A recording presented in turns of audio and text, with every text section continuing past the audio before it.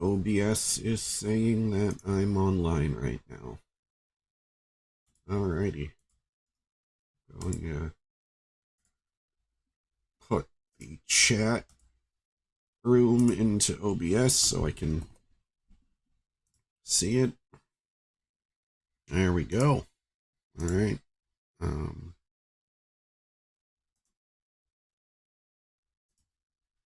There we go.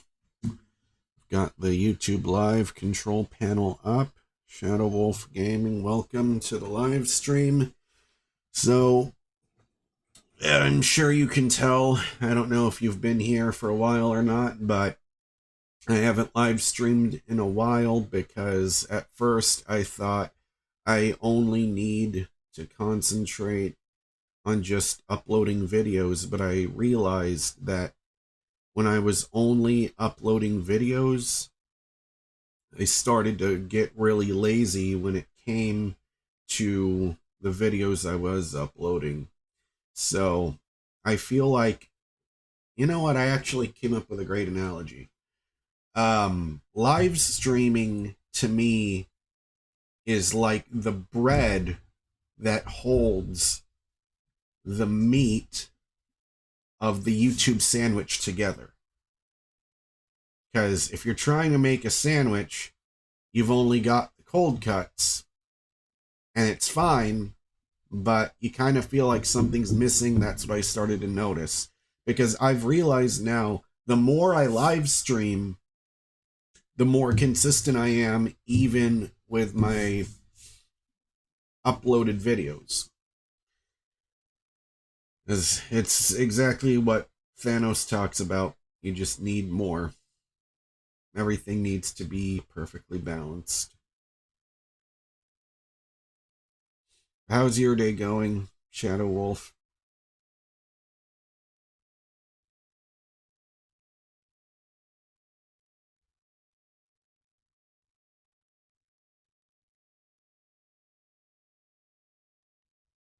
Puff Puff, welcome to the chat room, or the live stream, I mean. Is the no, I'm not playing the Batman Arkham games on stream because not enough people show up. If I'm playing a game and there's like less than 20 people, that means no one is interested in, not enough people are interested in watching it to make it make sense to keep doing that. Siddharth, welcome.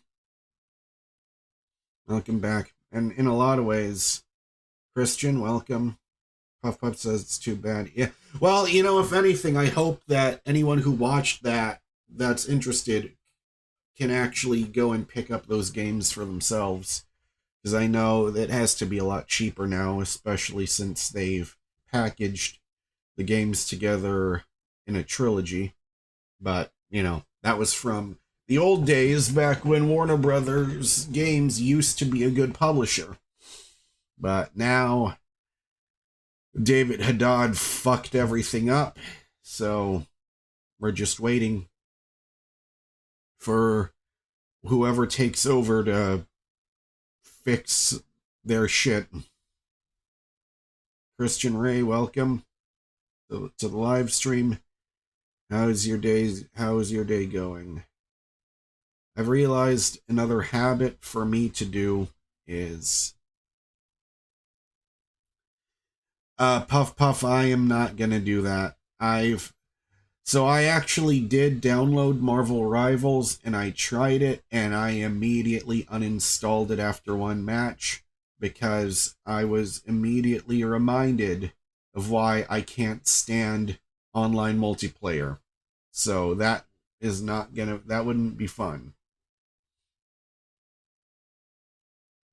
Cosmic Clam says, are you aware of Playboy Cardi? I have no clue who that is. Just guessing, is that a rapper?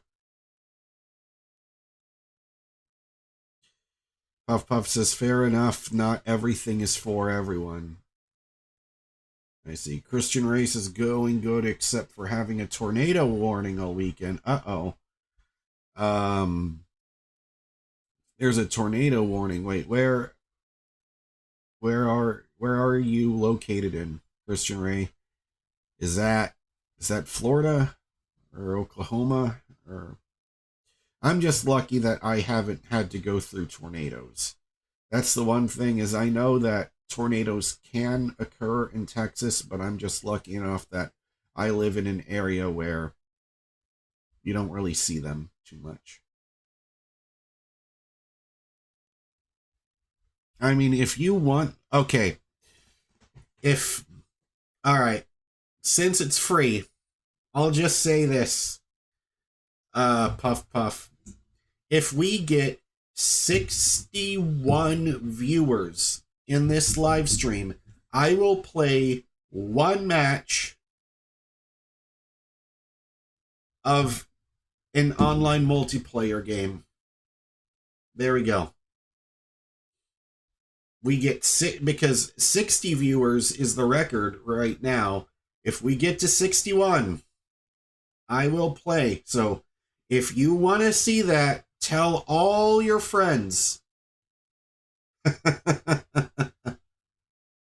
Exactly, Ultraman. I said I'm not quitting in that thumbnail.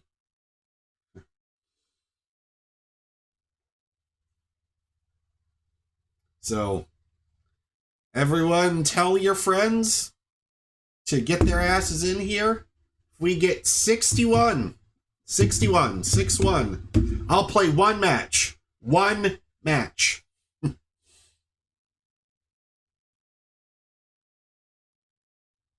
Christian Ray says, I'm 30 minutes from Atlanta. So the only things I know about Atlanta and Georgia is I know that Cody Rhodes is from Atlanta. I know the Coca-Cola factory is there. I know AJ Styles is from Georgia. And I know, I know that show Atlanta from FX that Donald Glover made. The match would last 3 seconds exactly. But yeah, you hear that Atlanta has a good public transit system? I have no clue about that. You're 30 minutes from Atlanta. Yeah, now the thing is, I only ever saw the first season of Atlanta, so I think they've got, is it 3 or 4 seasons of that show out right now?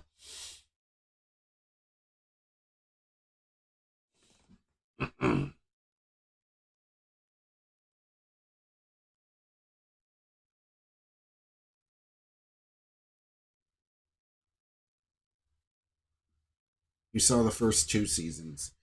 Yeah, because for me, it was funny when I saw the first Joker movie, and Brian Tyree Henry, the actor who played Paperboy, was the guy working behind the front desk where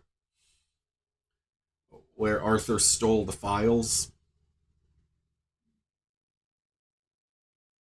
Puff Puff says only 50 viewers until winning an online game.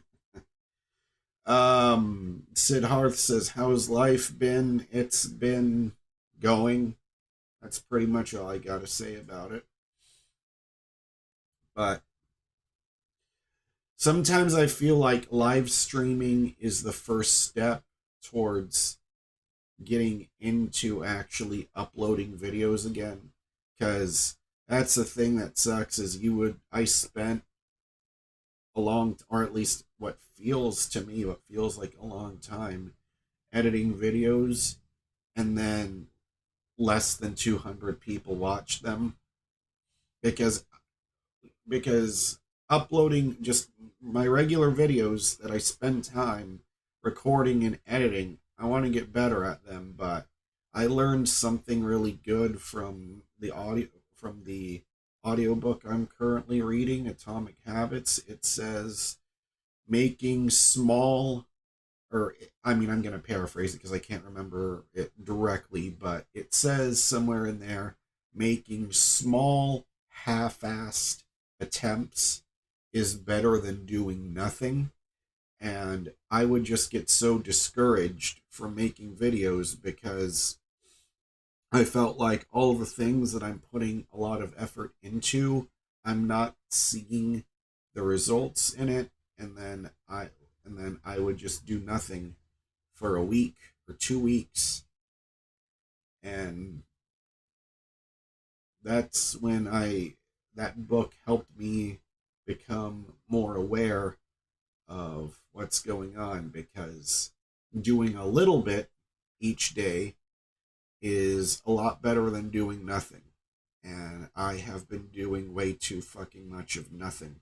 And when I say nothing, I guess I should say like not releasing anything on YouTube, because I've realized now I've got this habit of constantly watching YouTube videos, but I'm not actually doing anything. Who is my MVP for the NBA? I mean, I am really impressed with Shea Gilgeous-Alexander on the Thunder, but I wouldn't be surprised again if Jokic ends up winning this time. Because even though there might be people that might be tired of seeing Jokic constantly winning the MVP award, I mean, if you look at his performance, you look up his numbers, like he just doesn't stop. And I just uh, imagine an NBA fan 20 or 30 years from now telling his grandkids about Jokic. They wouldn't believe he existed. They would say there was once this 7-footer that was equally great in the paint as he is at passing, and he can also shoot 3-pointers, and he can also do defense very well. Like, they would say, who is this guy, this unicorn of a player? I don't get it. A 7-footer who can do all of those things? And then they would say, yes, yes, he could.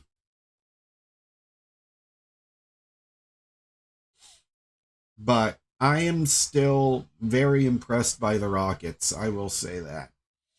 Um, I wish they could still be good enough to be at the number 2 or number 3 seed that they were in the West, but I'm just really in. I'm just glad that they're even in the top 6. I don't know if they've. Let me double check the standings right now.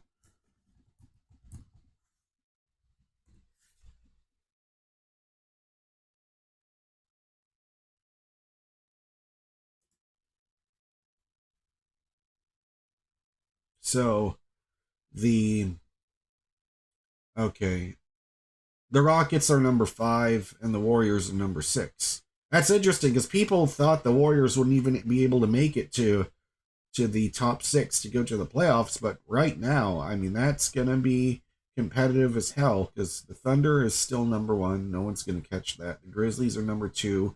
Nuggets are 3. Lakers are 4, which before the Luka trade, no one thought we would ever really see that. And then the Rockets are 5. The Warriors are 6. Yeah.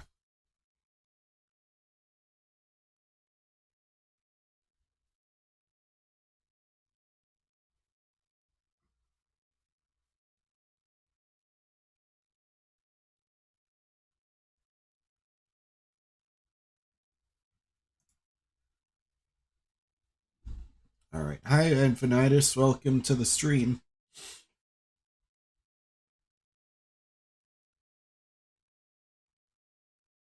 I haven't seen Invincible. I've only seen like a couple of episodes, but I don't have an Amazon Prime subscription for that. Hey, Lee, I've got no clue how to say that name.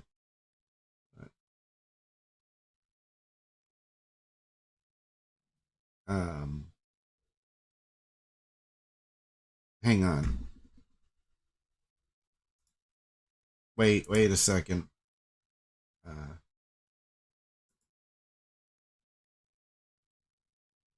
yeah, Sid, I don't know if Siddharth, if you were the one, but you didn't need to delete that message. He was saying something positive. He says, "Don't quit, man. You were too emotional in that video." But yeah, it just, man, that was 3 years ago. Like, I'm not that guy anymore. But, you know, as long as people come to watch this channel and they stick around for what the channel is actually about, I'll be glad about that. But absolutely, not having friends or a girlfriend shouldn't make you a weak person. Well, yeah. Yeah, Little World says, "Hope you're doing well. All my respect for you. Thanks." Yeah, all I'm doing is just trying to not freak out if not having a car. But that means I get to come back to YouTube, which I haven't been doing too much of. Wait, Apollonius says, "I thought you were gone for good. Glad I didn't believe." What? Wait, what rumors? What the hell are you talking about, man? Axel, my favorite video game is The Last of Us Part 1.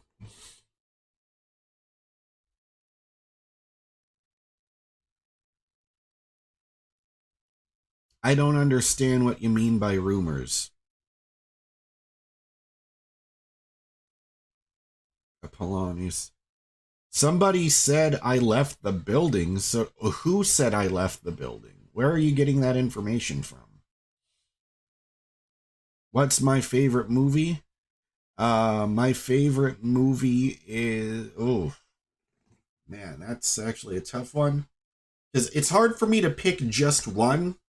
But if I just, but I could just start naming my favorite movies. But for me, like, there's the Marvel and the DC side of things where a lot of my excitement comes from. I guess we could say the Marvel side for me, I would have to pick Infinity War, just because it was the beginning of being stunned that they were pulling something off like that. As far as DC goes, it's still hard to beat The Dark Knight for me, but I'm really hoping with this new James Gunn universe, we will finally start to get the true, we will finally start to get the real, losing my train of thought again. We will start to see DC in live action form be as good as they are in animation. And I absolutely trust James Gunn to make that happen. Christian Ray, Daredevil Born Again is absolutely phenomenal. But unfortunately, not enough fucking people are watching my reviews of it, because that takes a lot of fucking time to be able to sit there, edit those things together, and then it just gets slapped with a fucking, immediately before anyone gets the chance to see it. It gets slapped with a copyright claim, and it gets blocked worldwide. For the first episode. The second episode, I use still images, but then I look at it and it's like less than 200 people, and it's like, okay, I guess that's just going to have to be a show that I will just sit down and enjoy instead of thinking about trying to make videos and share my thoughts on them. Puff Puff says, "Good choice, but you prefer Uncharted 4 personally." You know, it's nuts. I remember when Uncharted 4 first came out, there was a lot of hate on it, and I never understood it. To me, I felt like it was clearly like the next evolution of it. I mean, Uncharted 4 for me was my game of the year of 2016.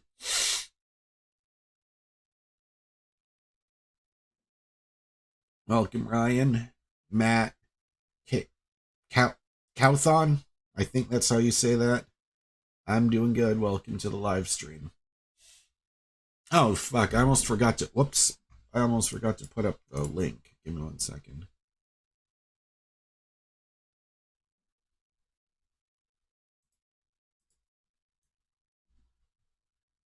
There we go. Almost forgot to, because that's what I put up for the streams normally. Or actually, hang on. If I move this here, and then move this down. Now, fuck it. It needs to stay up. Okay. Oh, Manny, I fucking love The Penguin. That show is phenomenal. But of course, you got to watch the Batman movie first, then you can jump into The Penguin. But The Penguin now is like the gold standard of how a spin-off series should be done.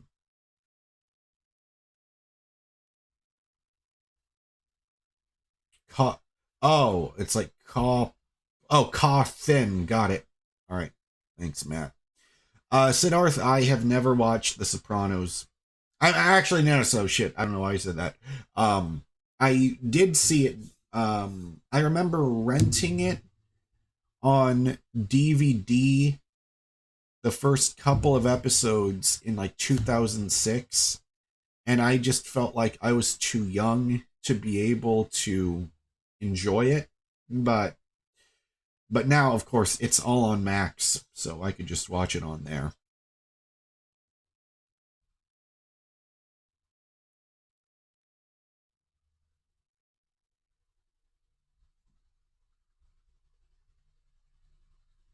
Sopranos is S tier. I mean, yeah, I believe it. Like, even when I would watch a documentary about TV shows, like there was this documentary called I forget what it's called, like every decade, I believe. CNN made this, but it has nothing to do with news. It was just they made some documentaries that Tom Hanks produced about the history of America in each decade, and I enjoyed it. Like they made one about the 60s, 70s, 80s, 90s, and 2000s.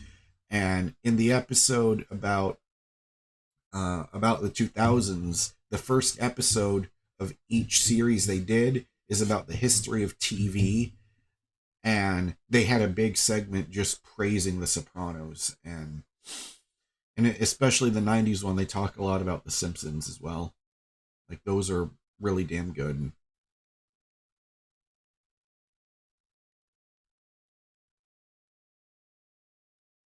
But Apollonius, I don't know if you're still here, but I really need to know what the fuck was that? Where you said someone said I left the building. Where are you getting that from? Where did you see that? Because that, in other news, that's also really surreal for me.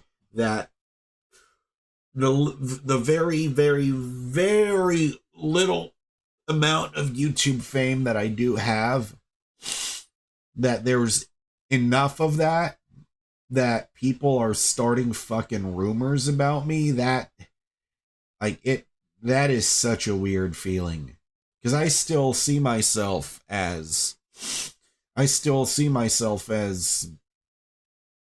and I think that's maybe the problem, is I still see myself as someone where I don't get a lot of viewers, but when I start seeing shit like that happen, that's when it feels odd and strange. Manny says, have I watched the show Secret Level? I've got no idea what Secret Level is. Tell me more about it. Matt is asking, am I Japanese? No, I mean, I understand why you might think that, because I can't grow a fucking beard. Like, this is all I've got. So all I can do is just make sure I haven't done it recently, but trim the neck down and then just leave this if I ever want to have facial hair. But no, I'm not Japanese, but I am still Asian. I'm half Asian. I'm half Filipino. So my mom's side from the Philippines. My dad is from California. His family from Oregon, but the ancestors were German and Swedish. So you could say I'm German and Swedish and Filipino, which is a very, I would say that's a very unusual mix. Blake the Ginger says, Yeah, there was a person who said, Apollonius said, I thought you were gone for good. Glad I didn't believe the rumors. So that's what I was trying to ask. Where did that come from? So far, he's the only one that's saying that. Ryan, I'm not kept up with Invincible at all. I saw, I think maybe the first 4 episodes of season 1 when that came out, and then I completely lost track. But I'm hearing great things. Like, there's lots of people talking about it, so I'm just guessing it has to be pretty good.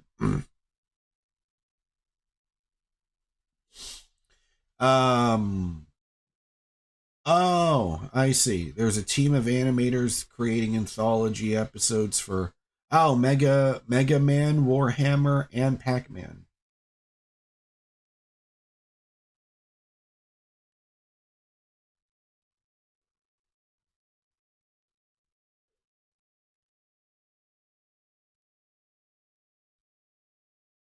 I have never heard of those bands. Aldous Huxley. I have never heard of that. Actually, Annihilator. Wait, Annihilator. That might sound familiar to me, actually. All right, we got 20 viewers. We are 41 viewers away from me playing an online game. And I will do one match because I can't fucking stand playing online multiplayer games. That I will do one fucking match. Oh, it's called Infant. No, okay, that has to be the name of a death metal band. There was supposed to be a Doom and Halo collaboration. I mean, it wouldn't be surprising if they made that, because Halo and Doom are now underneath the Microsoft umbrella.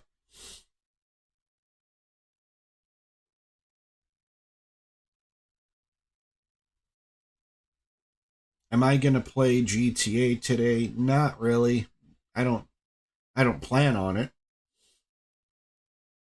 I kind of feel the same way about GTA 6 as I felt about Daredevil Born Again. Like, I was planning to rewatch all 3 seasons of Daredevil before watching Born Again, and then I thought, no, I'm not going to do that. And I was thinking about playing through GTA 5 again, and I don't know what it is, but the best way I can describe GTA 5 is, you know that it's a great game, but you've seen it,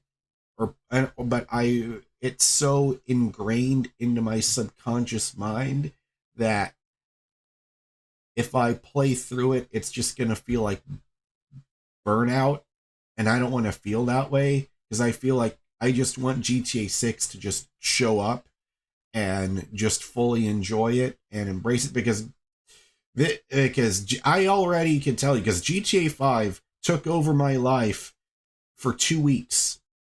I remember it took me 2 weeks to play through the story of GTA 5.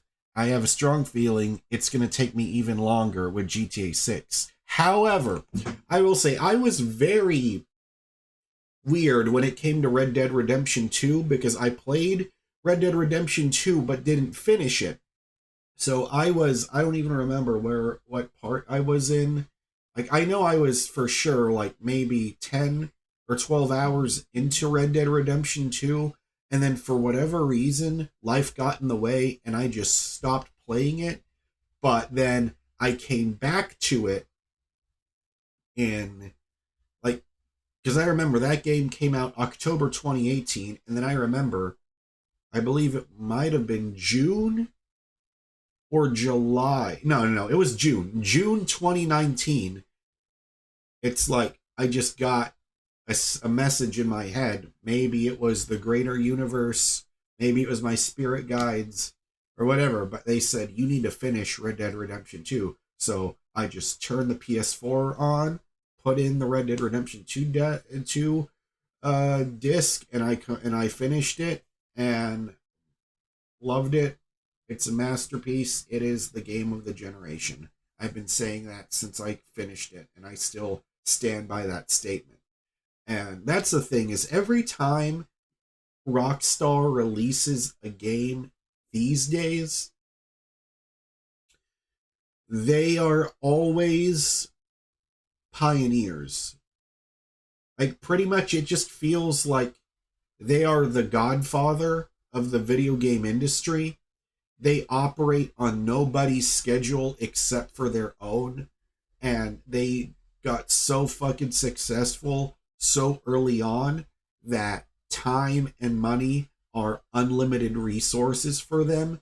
And so I like to think of them as like they're a sleeping giant for video games. But when they eventually wake up and they release something, the whole world shuts down for them. And I am still in awe of that. Because, like, you saw it, as soon as the GTA 6 trailer came out, it's like I didn't even question it. It's like something took over my body and immediately plopped my ass down on this desk. I immediately upload my reaction to it. It's like it's like I wasn't even thinking. It was just an automatic process. It's like it felt like a reflex. That way, you know, when GTA 6 trailer number 2 shows up, like, let's say, for example, if the second trailer for GTA 6 dropped right fucking now, I would immediately end the live stream, record my reaction, upload it, and then come back and then start the live stream back up again, because I've learned something very important when it comes to live streaming. I cannot react to trailers or music or anything while live streaming, because the YouTube copyright mafia will show up and end my stream. Because the last time I tried to really react to something on stream that had copyrighted material in it, it was I was watching a video of Gary Clark Jr. performing live, and I was loving it. I was so into it, and then everything just ended. Stream got taken down, and it was so funny because I was reading in the chat room when that was happening. They said, "Oh no, I hope he doesn't get banned for too." I was like, "You're not banned for that. It's just they just end your stream. So all you got to do is just restart it." Now, I'm not going to play with fire. I'm not going to attempt to do that again. However, I do think that people on Twitch get a lot more videos, or people on Twitch are able to do that, because I've heard of people reacting to music on Twitch. I don't know how many people are still doing that, but I've seen people where they react to music on Twitch and then they upload those segments onto their YouTube channel. Rumham. Oh shit, Rumham. Is that a reference to It's Always Sunny in Philadelphia, the greatest TV comedy of all time? That Rumham, as soon as I think of that, I think of Mac and Frank, like on that floating device and is stuck in the ocean.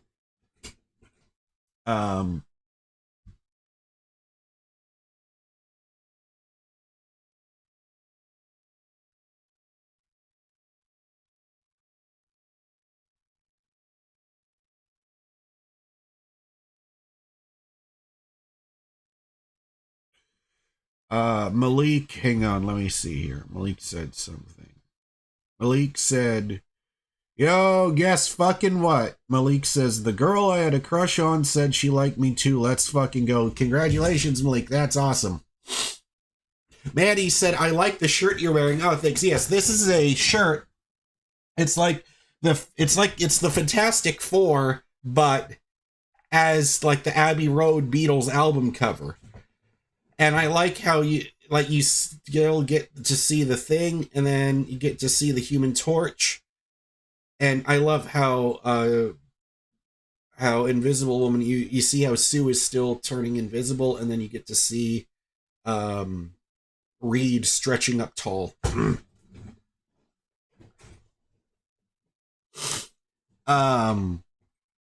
Christian Ray says, I used to love playing Spyro. I have never played a Spyro game. Oh, damn. Malik says, we've been friends for almost 3 years, and I told her yesterday she's fucking amazing. That's great news to hear, Malik. That's great news. Rumham says, I was at the midnight release for GTA 5 when I was 14. If you would have told 14-year-old me that it would take another 12 years for GTA 6, I would have laughed. That's the thing, is you were 14 at the midnight launch. I was 19 at the midnight release. But sadly, I kind of feel like GTA 5 might be the last game to ever have a midnight release, sadly. Because I feel like most people are just going to download it so that they could play immediately at midnight.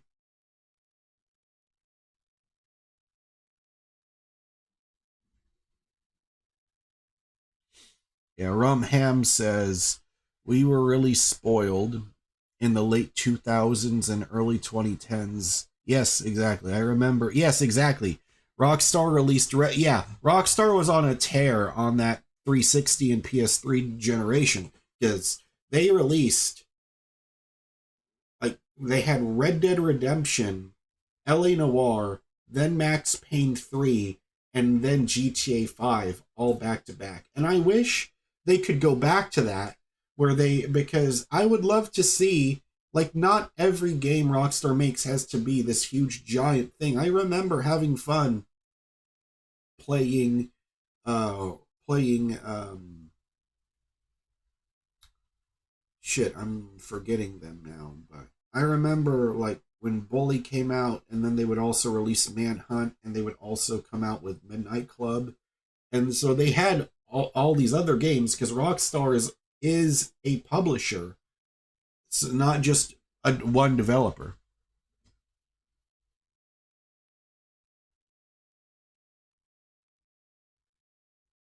All right, welcome, Dandon, to the live stream. Um,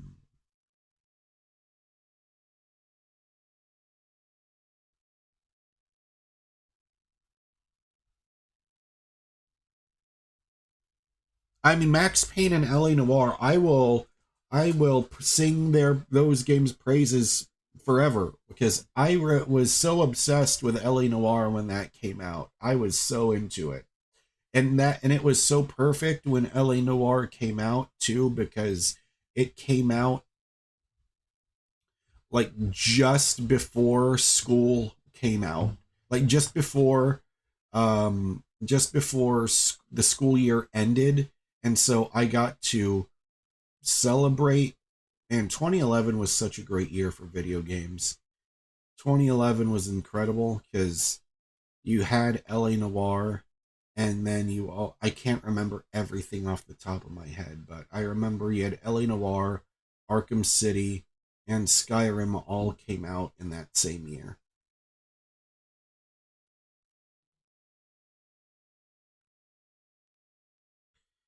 Keanu says they started playing GTA 5 again recently. I only played GTA Online one time on the PS3. This was maybe like it's when it was brand new. And I remember there was this one fucking troll that wouldn't stop following me and killing me, and that happened for 10 minutes, or sorry, for like 20 minutes nonstop. And then, and this was in the free roam section, I think it was. And as soon as that was over, as soon as I rage quitted that, and I never touched it again. And then I thought, this is why I don't play online games. Siddharth, the only Pokemon games I've ever played were um, I've played Pokemon Stadium on the N64 and Pokemon Coliseum. because I was never a handheld guy. Like, I had a Game Boy Color and a Game Boy Advance, but that was it. For whatever reason, I just don't enjoy handheld gaming. Because to me, when I think of playing a game, I think of just playing connected to a TV or to a monitor.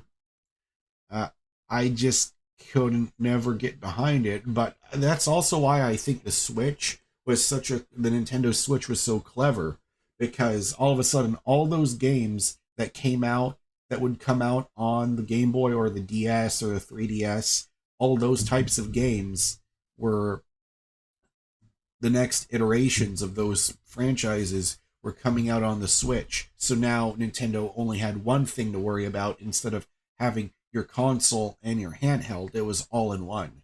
And I heard Nintendo mention that they got a lot more money from that because they were putting all their resources into one platform instead of having to split it off into two.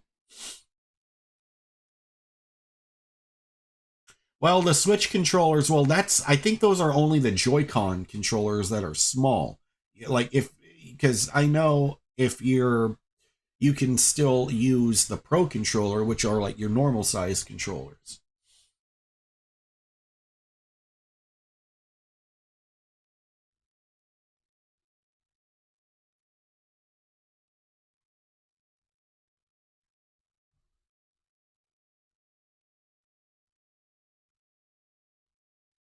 I'm just looking at the the views, and it says chat rate 1 and views are 111, and those two things now showing up or spelling out 1111, which I think is great. Aldous Huxley says we need a new Manhunt VR compatible. It shows bodily damage in real time. Yeah, I mean, in this climate, I hope Rockstar would have the balls to release a new Manhunt game, but I don't know if we would ever get a third Manhunt. I have no clue if that would actually happen. But yeah, I also remember when Rockstar made the Warriors on the PS2 and Xbox. But I believe it came out in 2005. But I have a feeling that it would have been a lot better, though, if Rockstar just waited to release the Warriors game on the 360 and PS3. I feel like it would have been a lot more successful. Yeah, Dandon Smith says you should add YouTube membership to your account.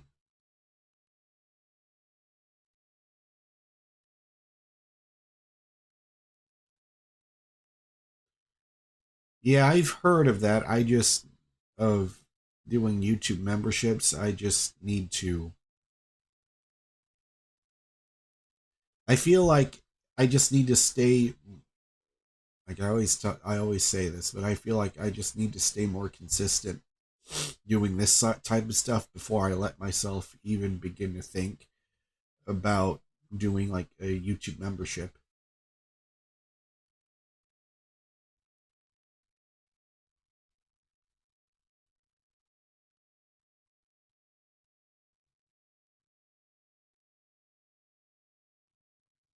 Yeah, you had Black Ops and Halo Reach come out in 2010. I see.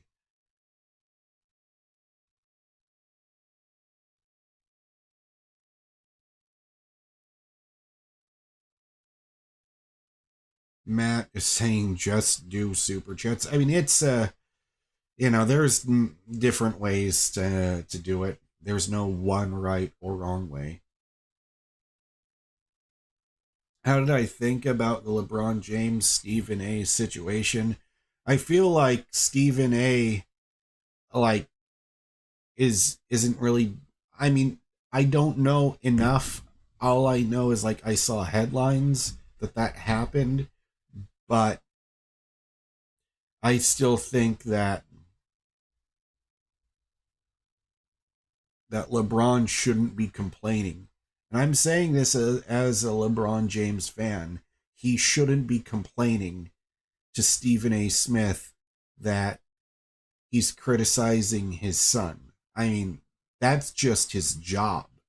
He's just doing that. Like I feel like that's that was a wrong thing for LeBron to do.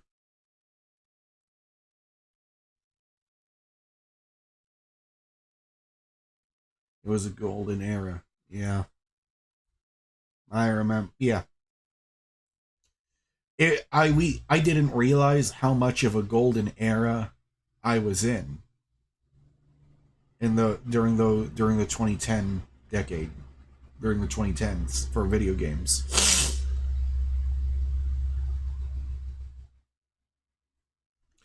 Oh, I will be right back, guys.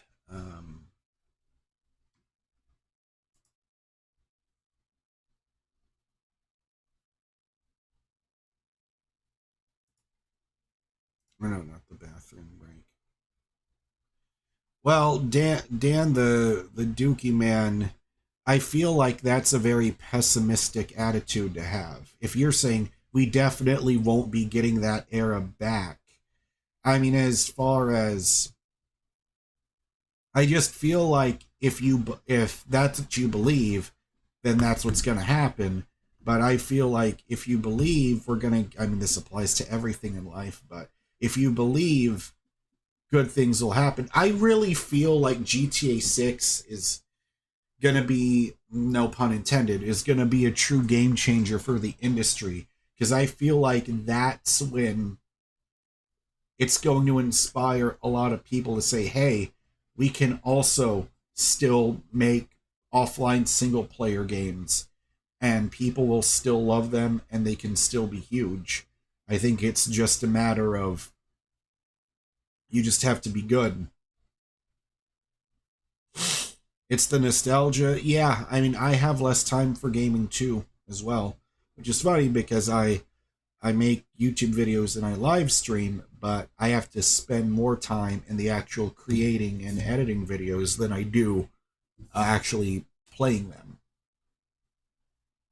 You're still waiting for Elder Scrolls 6. You know, I feel like Kingdom Come Deliverance 2 is the better version of what Elder Scrolls 6 is going to be. I mean, I have a feeling Elder Scrolls 6 is still going to be huge. It's still going to be popular, and there's still going to be a lot of people playing it. But I have a feeling that people are going to be saying Kingdom Come Deliverance to set a new bar for RPGs. And the crazy thing is, Kingdom Come Deliverance, both of those games, they were directed by the same guy who created Mafia 1 and 2.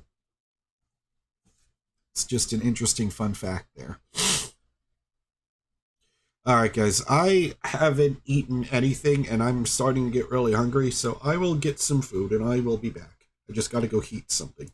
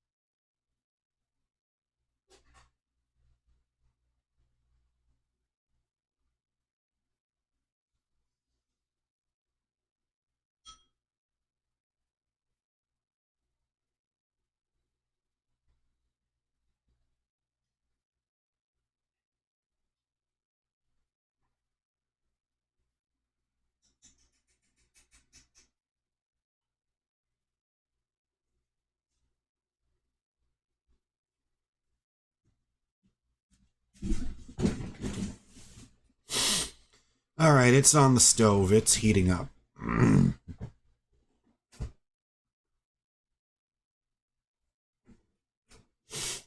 All right. You have an Elder Scrolls Battle Royale.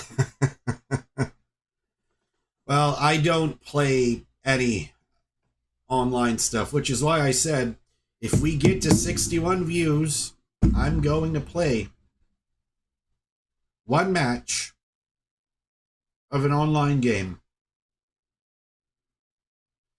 Dan, I am currently heating up some chili. I feel like chili is relatively cheap to make at home. And, you know, you've got fiber from the beans. You're getting protein from the ground beef. It's simple to make and I enjoy it.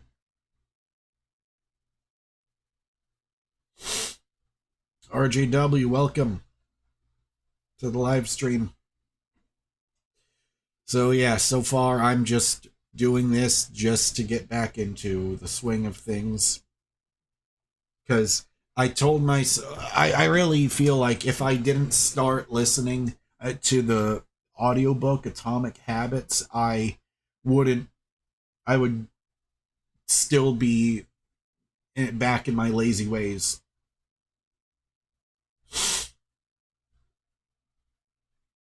I still feel like I would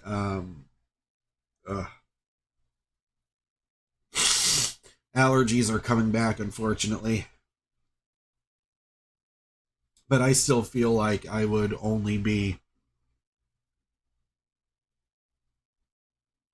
allergies are causing my train of thought to stop. And I hate that.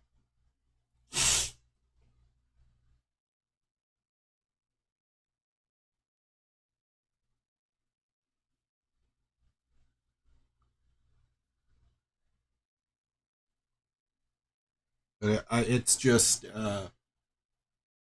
funny to me that I can get 141 views immediately on this, and yet I would spend 5 hours editing a Daredevil Born Again episode review, and that gets less views. Sid Harth, the best era of basketball, in my opinion, is the 90s.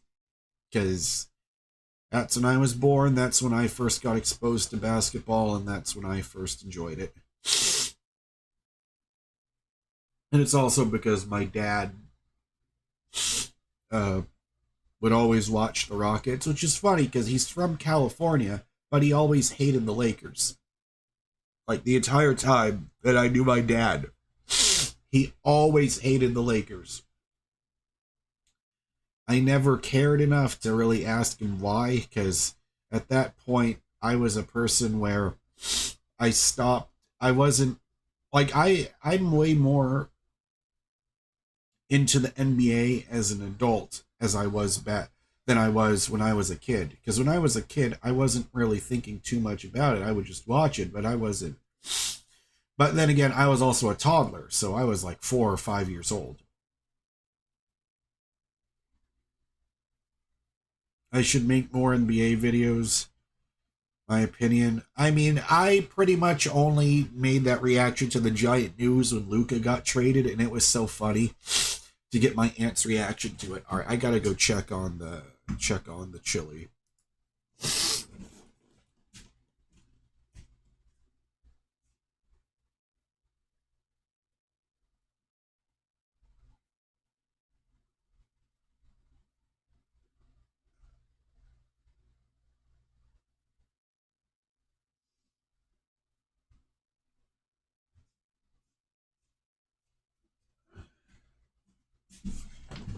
Yeah, I just gotta let that heat up for a couple more minutes.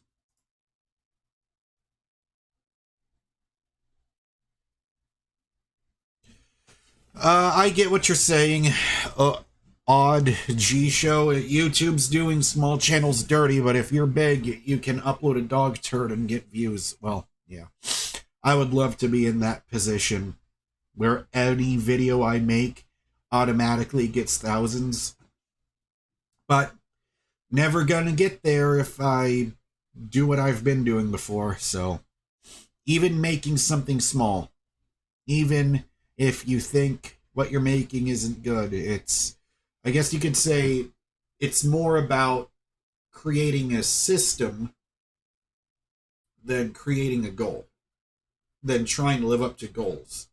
Because when it comes to goals, like you might feel like it takes forever to get there, you get discouraged. I mean, that's exactly how I was, but thanks to Atomic Habits, I learned it's better to just create a system where you could say, I like, it's so much easier, I think, to follow through and stay consistent by saying I will upload or stream 3 times a week, instead of saying my goal is to get to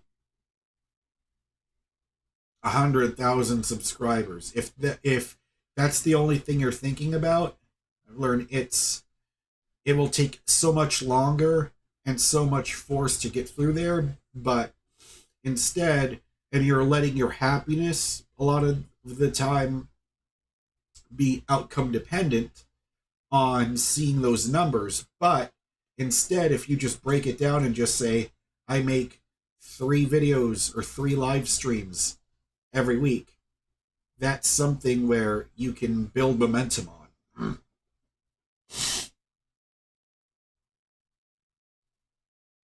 Jesus, what the hell happened?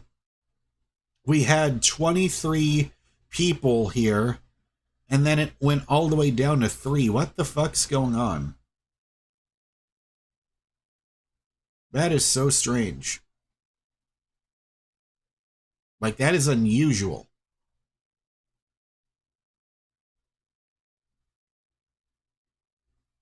All right, well, it's only 3 people here, so I'm gonna. Well, I'm pretty sure that chili's finished on the stove. It says 13 on your screen, and yet that's so strange because it's telling me now I've got 2. It says I've got 2 viewers. The Thanos snap, yeah, kind of feels like that. It's saying 9 for you. Yeah, I don't know what the fuck's going on with YouTube. Because there's days where just random shit like this will start showing up. It says 9 for you. It's saying 1. It's saying 1 for me. I don't know.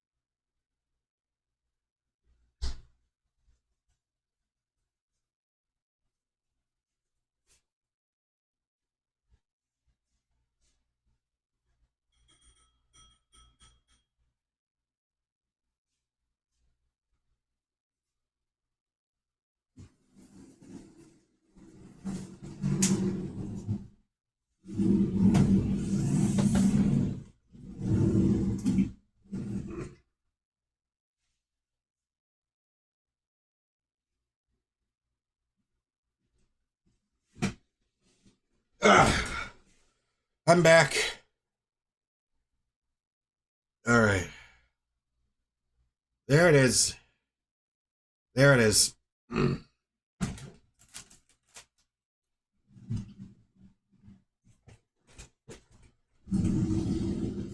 right. It says 13 for... Okay, yeah, it's saying 11 for me. So...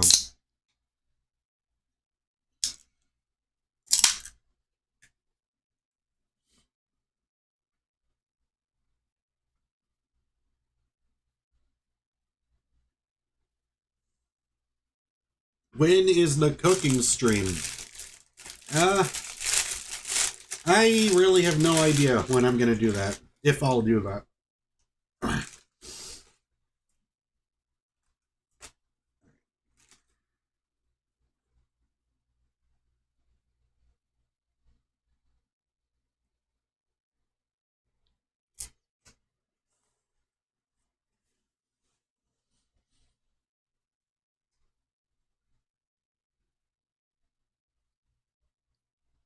I mean, I did one cooking stream, I think a while ago, where I was actually making chili.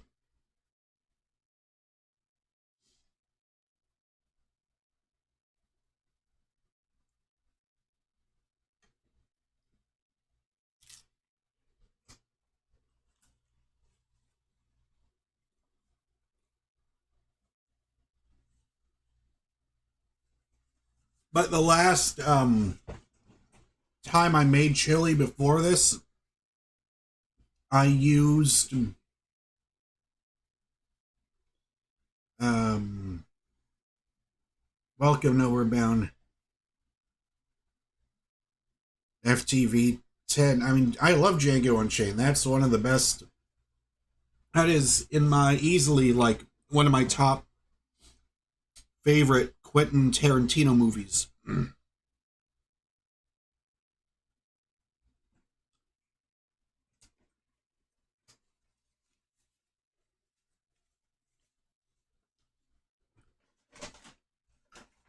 And it's so crazy to me that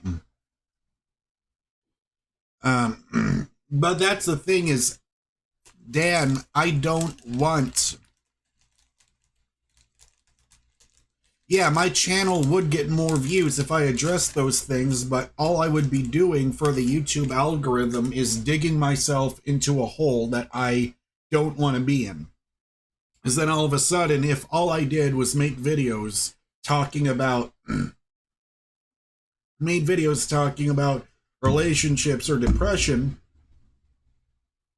the stuff I actually want to make videos on, like gaming, or talking about TV shows and movies, that means even more of a chance that I wouldn't get any views talking about that stuff.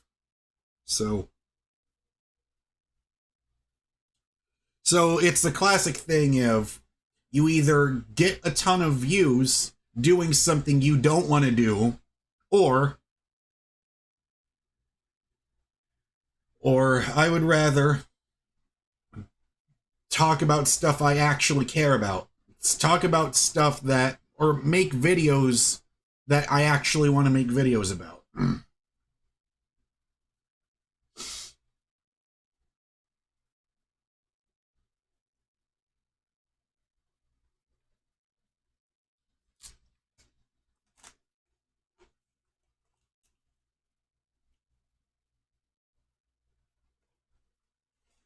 Like, if you've ever seen, if you ever watched John Campea, that's who I want to be like.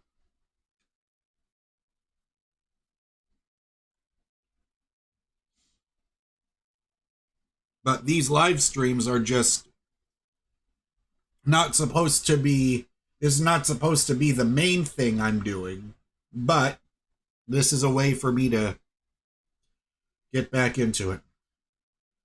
Exactly, said Arth. Chase your passion, not what others want. Exactly. Because then again, that means you're doing it. That means you're only doing what other people tell you to do instead of doing what you actually want.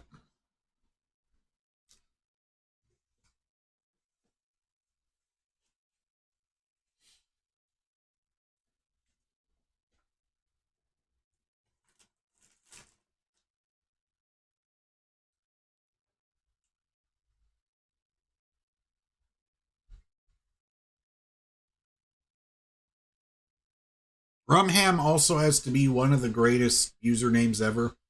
And I sincerely hope that that's an Always Sunny reference.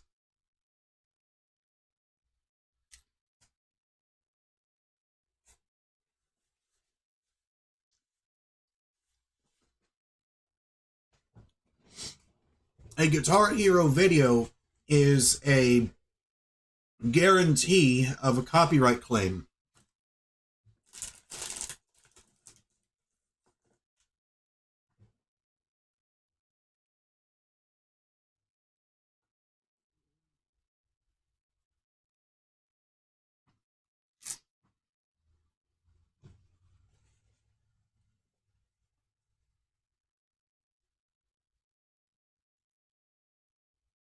All right.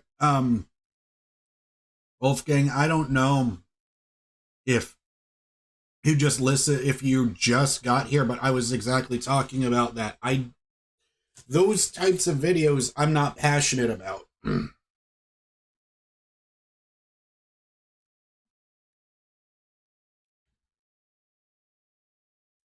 Talking about gaming news, and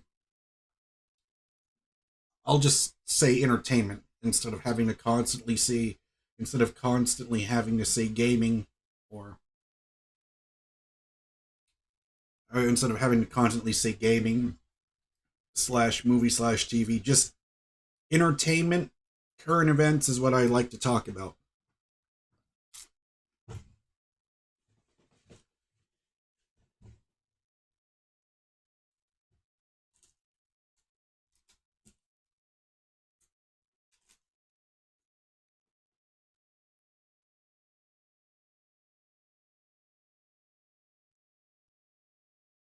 If you ever watch John Campia or The Real Rejects, those are examples that are in line of what I want to do. Yes, I am ready. I agree with you, Rumham. I am so ready for John Cena's heel promo.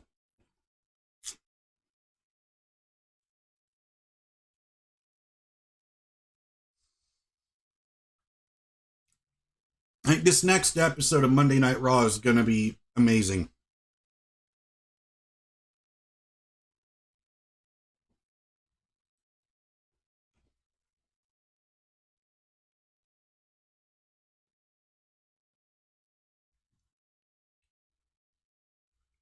Siddharth says, do you think we'll ever see a day when YouTube is not the dominant video sharing platform? Maybe when I'm 80 years old, probably.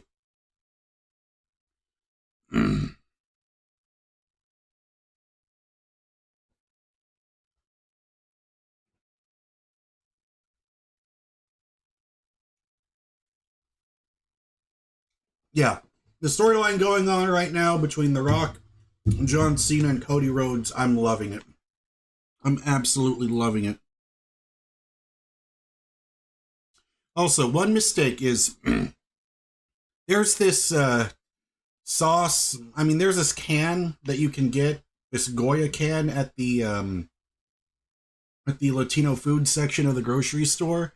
It's great on chili. It's called chipotle peppers in adobo sauce. The problem is, don't use the entire can or your asshole will regret it.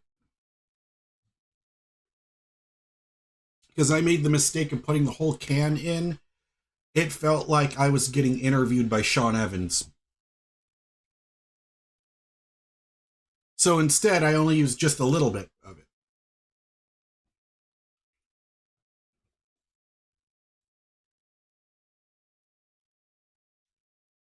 Yeah. Rumham, I am a newer wrestling fan. I only started watching the WWE during the road to WrestleMania 40. but I got hooked on it, and it's so insane. I never would have thought that, like in 2020, when I was watching basketball for the first time again, if you told me that in 2024 I would be watching more wrestling than basketball, I never would have believed myself. But I'm loving it. I also loved seeing Andrew Schultz tell Logan Paul, nobody is here for you at Madison Square Garden. I thought that was great. I loved AJ Styles coming out and kicking Logan's ass. That was great.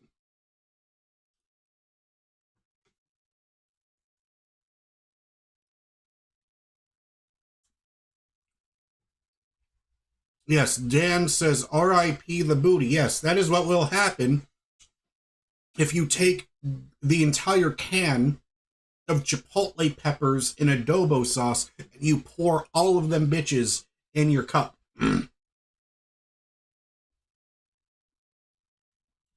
But I'm so proud of Andrew Schultz. Like, I've been watching his comedy since 2019 and just seeing how much he's grown. I love it. Like, I love that Andrew Schultz is what I like to call a comedian from the age that I grew up in the 2000s, where you can just say the craziest, most wildly offensive jokes. And guess what? People will still laugh and understand you're just joking around and you don't actually mean it. Because that's why it's called a joke. That's why it's funny, because you're clearly saying a bunch of shit you don't mean just to make someone laugh. It kind of sucks that we live in this climate where, thank God it's changing. I can feel it changing, but there was a while the last couple of years before where it felt like there was constantly a target on several comedians' backs, and I could just feel the energy that's going away now, and comedy is coming back, or it's been back. It's been back maybe 1 or 2 years, but I'm a huge fan of Andrew Schultz.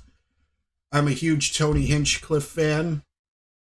I'm a huge Dave Chappelle and Bill Burr fan. I'm pretty sure I've already said those things before, but Andrew Schultz is up there. Speaking of which, I still need to watch his new stand-up special on Netflix.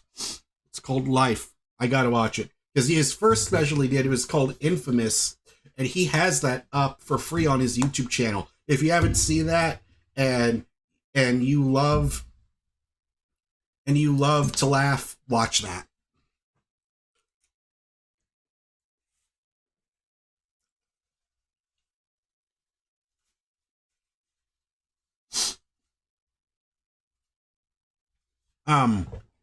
Let's see here. Rumham says 2025 has to be the craziest year for wrestling. No more Raw on cable. Jey Uso winning the Royal Rumble, the WWE and TNA partnership, and now the John Cena heel turn. This year is like a WWE 2K universe. Yeah, I know. Speaking of 2K, I don't have the money to buy WWE 2K25, but I would absolutely love to play that and stream that and have some fun with that.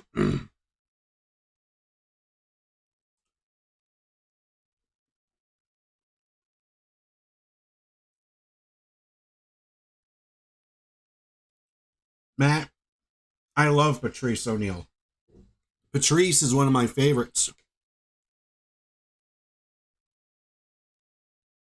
Like, I remember watching Patrice O'Neal on the Nasty Show. I think he was in Montreal, Canada. I couldn't stop crying because I was laughing so hard at how fucking funny that segment was. Like, when he talks about the chicken cutlet and the Spider-Man techniques, like, if you know, you know.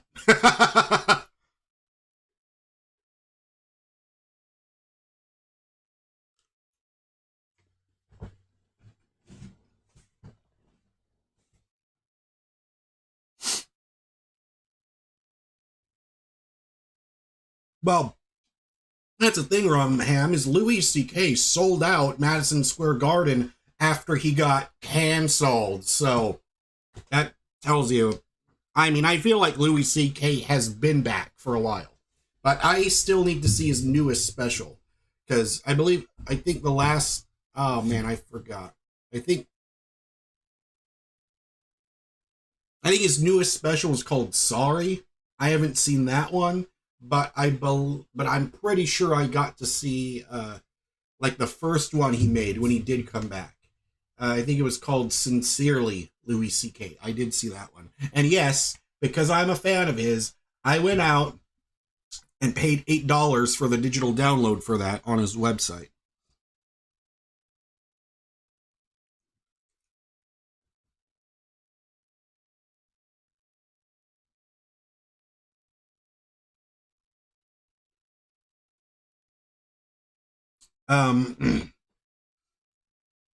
He was saying, "Hey man, I'm just coming here to wish you a better day every day before I sleep. I enjoy your arguments and discussions. It helps me at ease by understanding everyone's perspectives. Thanks. Good night." Oh, thanks so much, Hugh. I appreciate that.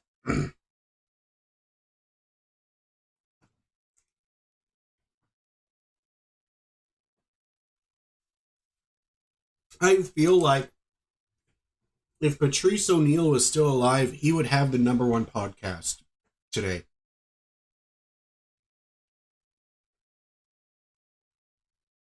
Could you imagine all the shit that Patrice would be able to talk about, like all the material he would have today? That it would have been so incredible.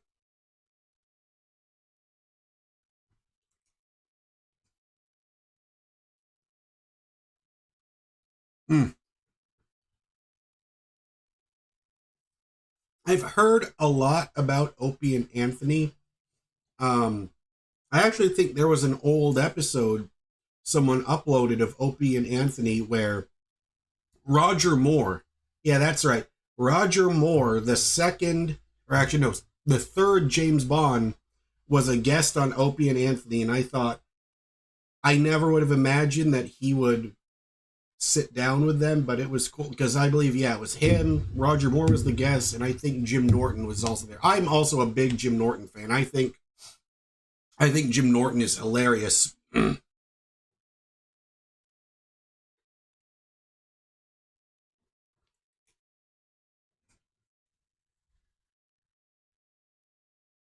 Oh yeah, okay. Oh, I did hear about that. Louis is on tour again right now. I see.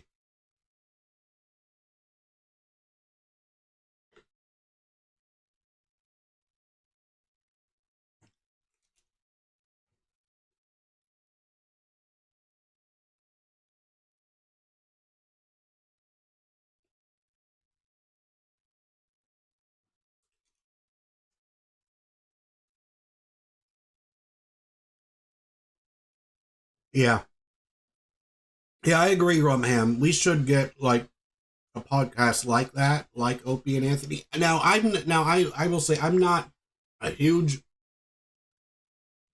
I don't know a ton about it, but I'm aware of it because I know Opie and Anthony was a huge inspiration for Joe Rogan's podcast.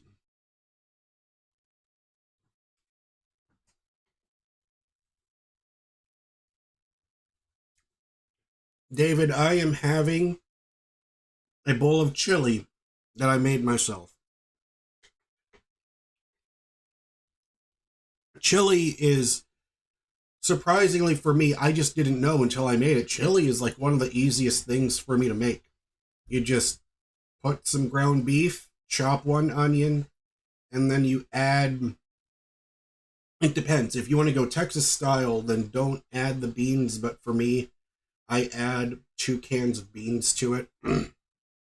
And I also like to add chipotle peppers and adobo sauce because I can feel myself starting to sweat from how hot it is. But that's the thing is, after I put them in there, I take out the chipotle peppers, like I fish for them with the spoon and then take them out. That way, it's like it's still it is spicy, but it's not like extremely spicy where it feels like your asshole is on fire when you take a shit afterwards. Because that was my mistake when I put the whole can in there and didn't take them out.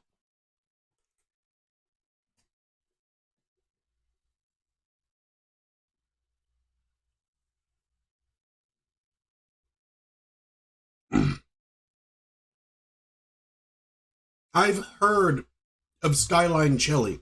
It was chili with spaghetti and yeah, I have heard of that. It does sound good. I should try that. But I also tried out spaghetti tacos, which was made famous by the show iCarly on Nickelodeon. I remember in 2023, I tried it out. I just took some spaghetti and put them in some taco shells, and I was shocked how much I liked it. But I only saw, I think, maybe the first couple episodes of season 3 of iCarly, and then it got canceled. But I did see that Miranda Cosgrove was in a movie on Netflix. Like, I haven't seen it. I was just scrolling and saw the thumbnail for it. It was, God, what's her name? It was her, Miranda Cosgrove, and Brooke Shields, if you guys know who Brooke Shields is. She was a big actress in the 80s, and I also remember Tom Green. Tom Green is like one of the true, real innovators. When it came to the internet and live streaming, like he was live streaming on his own website before, like, and he was having to pay, I think he said it was like $20,000 per month or something like that, just to do his own live streams on his own website. This was back in 2006. And Tom Green doing that was also a big inspiration for Joe Rogan to do his own podcast. I wish that Tom Green was still huge, but I mean, he's got his own YouTube channel now.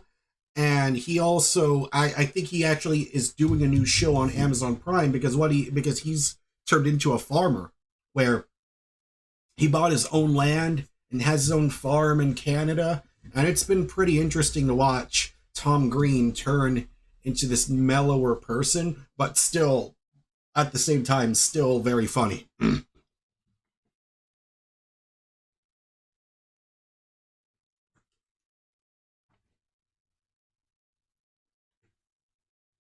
um, so, what is that? Efren, Corona. I did not watch. I am not caught up at all on Invincible. I've only seen, I think, 4 episodes of season 1, like when the first season aired, and then I just lost track. But lots of people are talking about it in the chat room, and they say it's great. So, I mean, that is something to add to my to-watch list.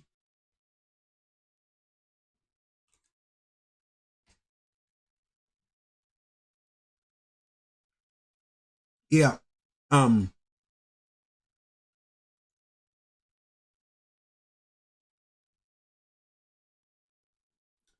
Hey,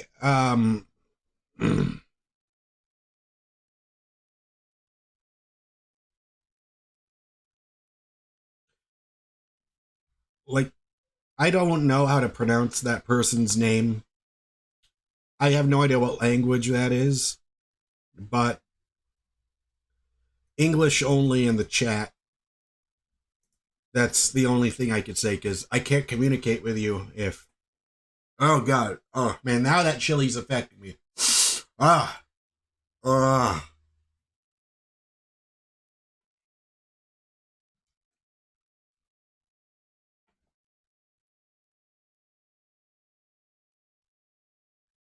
RJW says it looks Polish. Okay.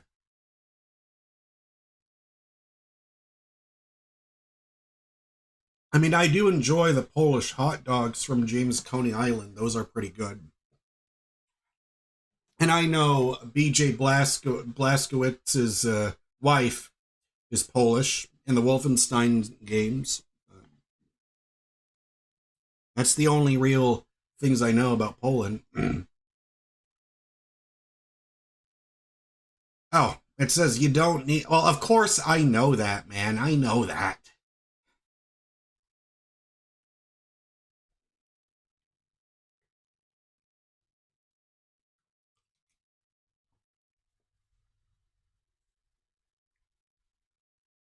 Um, I have. I have tried that spicy bulldog ramen. That is a one-way ticket for your asshole to go to Volcano Town, I'll tell you that.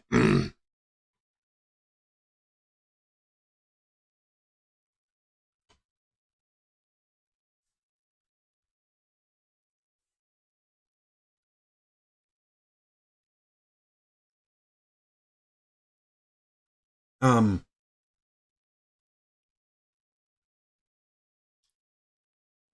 Rumham says, did you watch Fallout? No, I did not watch Fallout. I've heard great things about it. But now that Amazon is in full creative control of James Bond, there's lots of people saying, oh no, James Bond is over. Blah, blah, blah, blah, blah. Those people need to realize if the producers of James Bond kept it running for 60 plus years, actually, no, it's now 70 years. Man, that is like amazing. Think about it. When the Broccoli family was in charge of the James Bond films for 70 years, I would say that's a pretty good run. And for all the people that are going to say Amazon is going to destroy James Bond, let me just tell you, Amazon is the studio that has given us... Now, I haven't seen all these shows I'm about to name, but they seem to have a pretty good track record. This is the studio that gave us Reacher, The Boys, Invincible, The Marvelous Mrs. Maisel, The Man in the High Castle. Like, I feel like there are a lot more good things that Amazon has made than bad things, as far as their video production goes. So I'm not one of these people that's going, and if anything, I'd say Barbara Broccoli, the producer of the Bond films, got a huge win out of that because she was planning to retire anyway, because she was the producer on from Die Another Day all the way up until No Time to Die. She was the producer for all those movies, but before that, it was her grandfather, Albert Broccoli. He was the one that did all those, that produced the Bond films. But I just have a strong feeling that people might be really surprised at the next James Bond movie. I don't know. I just have a feeling about it. And since I would love to see Jonathan Nolan handle the next James Bond movie, because I know that he was behind Fallout, heard great things about Fallout, and I mean, I doubt Christopher Nolan would ever work on a James Bond movie, because I feel like he just wants to do the things that he wants to make. But I have a feeling Jonathan Nolan could do a damn good Bond movie. I just get that feeling from him.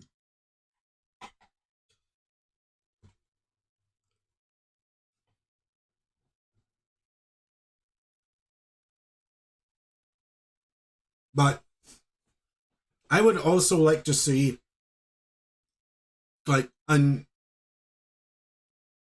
no-name actor play the next James Bond. Because I don't want them to get somebody super famous already.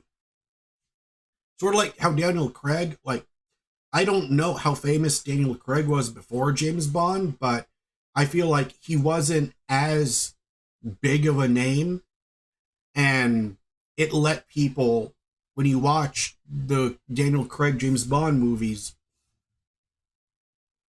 when you're watching it, you're not thinking, oh, I'm just watching this actor. I'm thinking I'm looking at James Bond. I have a feeling they could do that because, I mean, of course, you know, it's all about, you got to have you got to have a great actor. You need to have, it's all down to the writing and directing, you know, just all the systems have to come together, but I don't think it's as much as doom and gloom for James Bond as a lot of other people might think.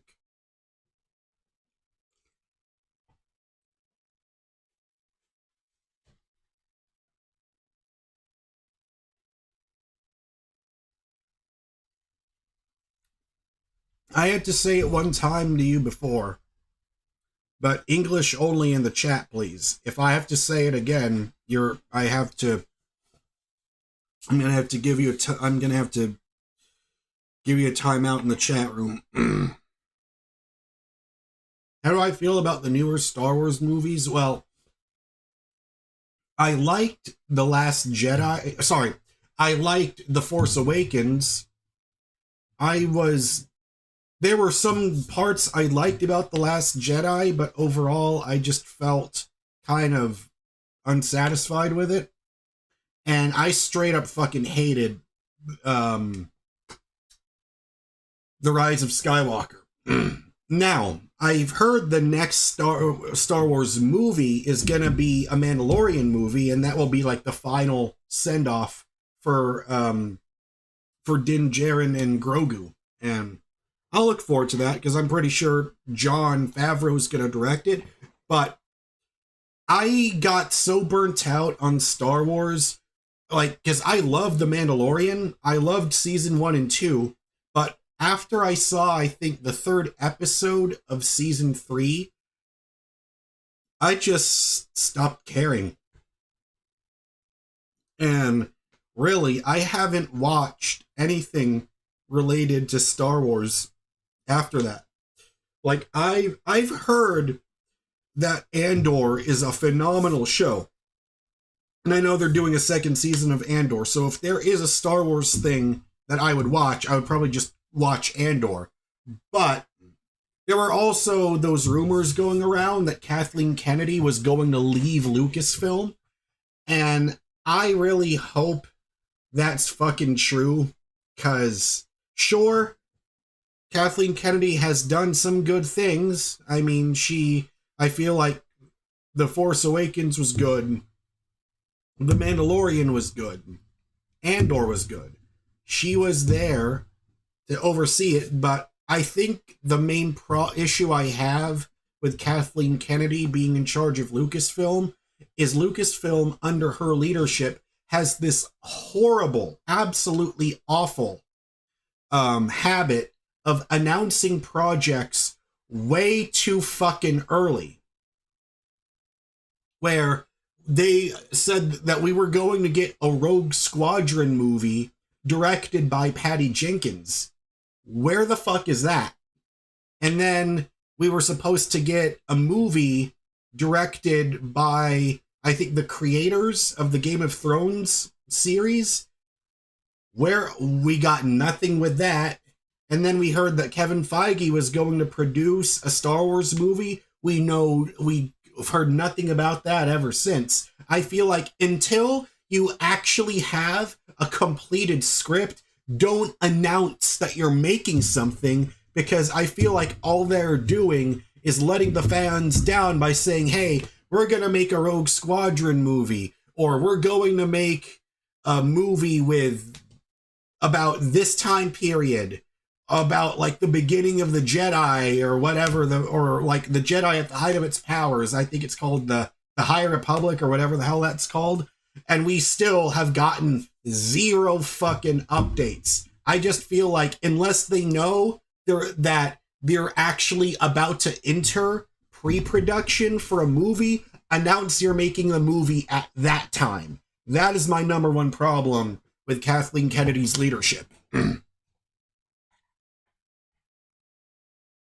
I mean, I'm sure she's a nice person. It's just, I feel like Kathleen Kennedy is better at being a producer than she is at running a studio. Because as a producer, like, she has produced some of the best movies ever made. Like, she was a producer on Raiders of the Lost Ark, E.T.,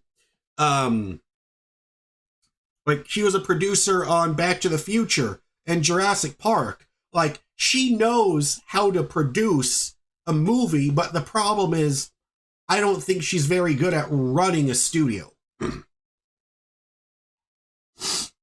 And I feel like they need to replace her with someone that, I don't know. It's kind of hard to say because I've heard people say that Dave Filoni, the guy who made Rebels and Clone Wars and is co-creator of Mandalorian with Jon Favreau, I've heard he might do that, but I just don't know about that. Unless I feel like they turn it into like a James Gunn situation where they end up getting co-CEOs of Lucasfilm, I think that's when it would do a lot better. Is if they have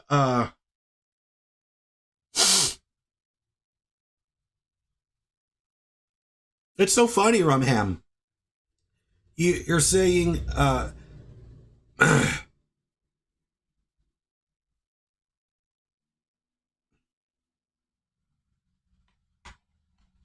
because Rumham is saying how I feel about Star Wars is how you feel about Marvel. It's like I'm still excited about Marvel movies.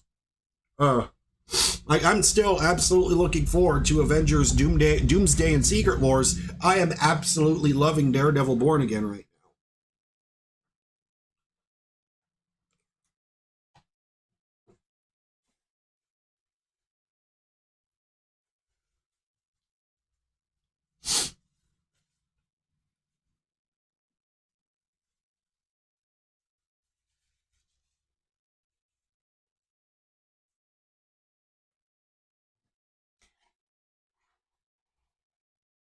Because I feel like if Dave Filoni is going to take over for Kathleen Kennedy, I feel like Dave Filoni doesn't have a lot of experience, like when it comes to, of course, like because he's never done it, but running a studio, I feel like they should treat it the way James Gunn and Peter Safran are doing it over at DC. I feel like with Lucasfilm, if Dave Filoni will end up being the main guy in charge of creative control, you need to have a co-CEO to handle the production and business side of things. Because like Dave Filoni's great at the creative side, but it's just I don't know if I would give the entire reins of for Lucasfilm to only him.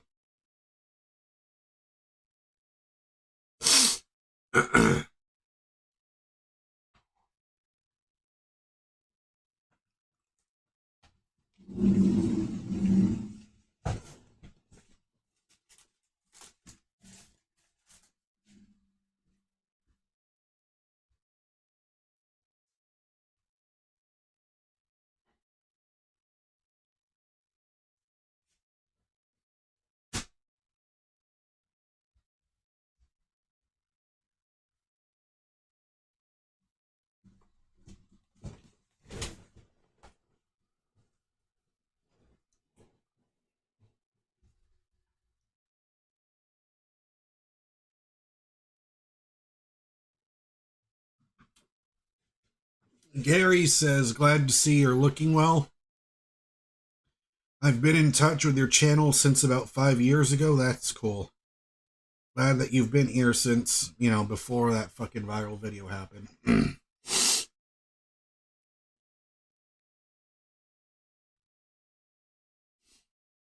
Marvin is saying, can you give some life updates? I mean, there really isn't much to say. It's the same thing. I'm still stuck at home. I don't have a car because I'm not going to go through that all over again because I've already mentioned it so many times before. But yeah, it's frustrating, but I'm learning to manage it. It's just when you're in a rural area where there's nowhere to walk to and then you don't have a car, it's tough.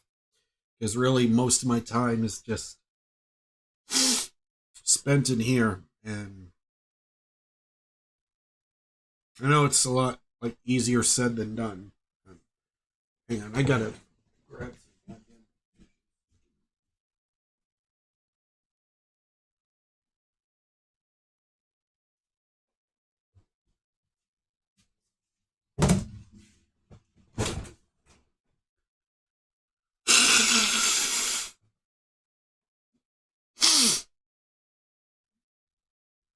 because eating that chili is messing with my sinuses right now. Ugh. All right. Ugh.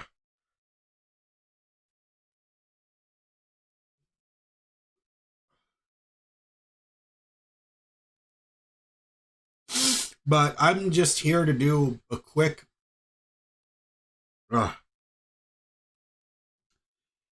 public service announcement. If you are looking for a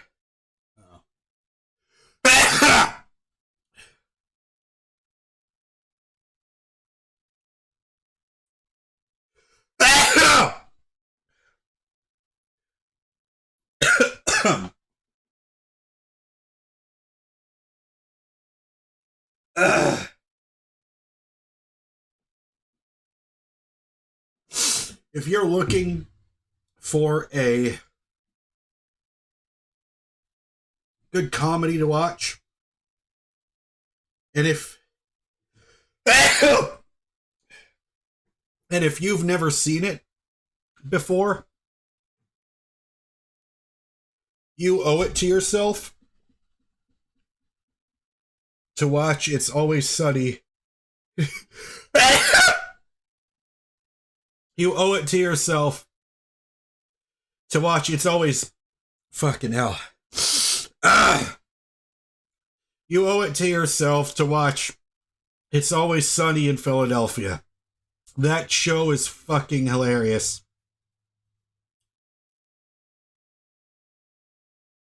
Yeah. Allergies always know the right time to to crash the live stream.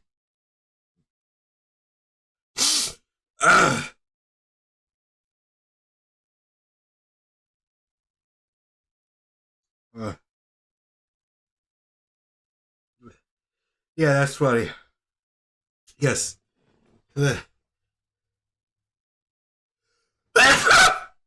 The name of the show is It's Always Fucking Hell.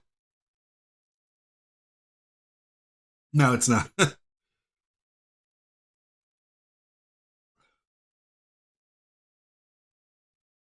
But it's just so amazing to me that show has been going on for 20 years. And there's no signs of it stopping anytime soon. I love that.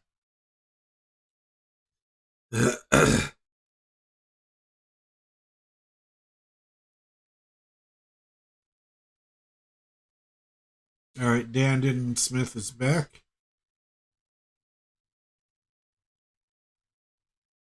Yes. The power of Danny DeVito. Yeah, absolutely.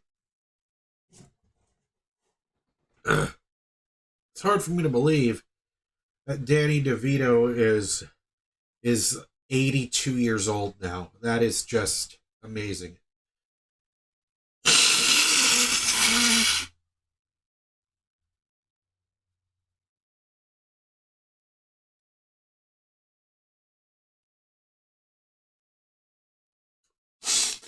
I still love that episode where he was stuck in a couch and then he clawed out, crawled out of there. Ugh.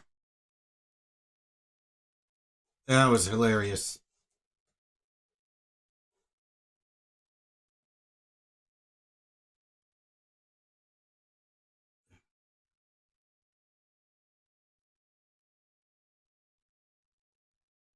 And Dan, and that's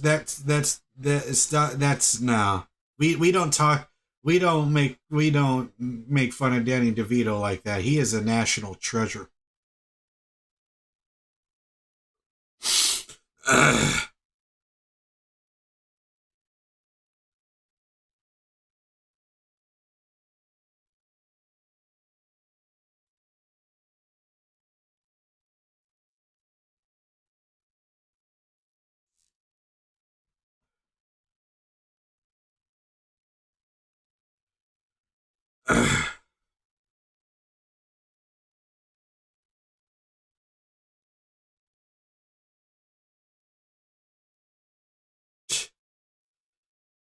You see, Dan did trying to make some shit up. You almost gave RJW a heart attack.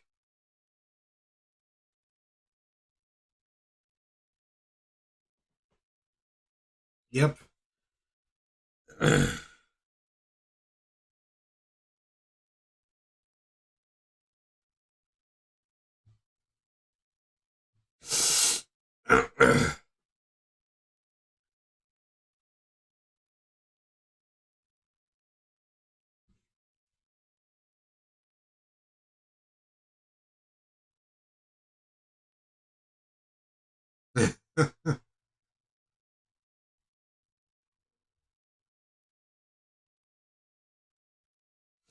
The other thing I heard was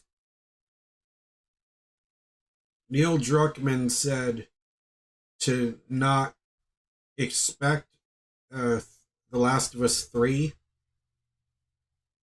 Um, I'm fine with that. I feel like I would rather see Naughty Dog just work on new IPs. That's why I'm really looking forward to Intergalactic, The Heretic Prophet. Because I would love a Naughty Dog game in space. I don't know if they've ever made any games where that took place in that were really sci-fi in space before, especially having that 80s the 80s nostalgia feel hooked up to it, but I'm here for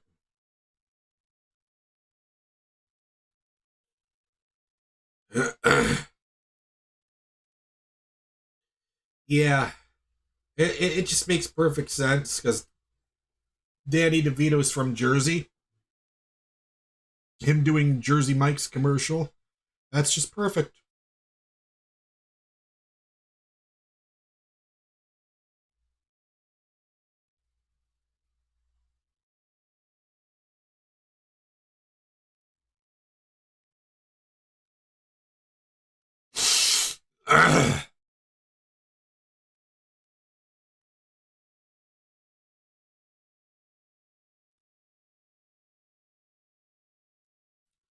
You know, RJW, it's so funny. When you said that, I almost could hear that in Dennis's voice.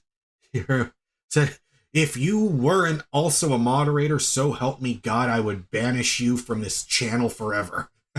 Like that is such a Dennis. That I could totally imagine that being a Dennis line.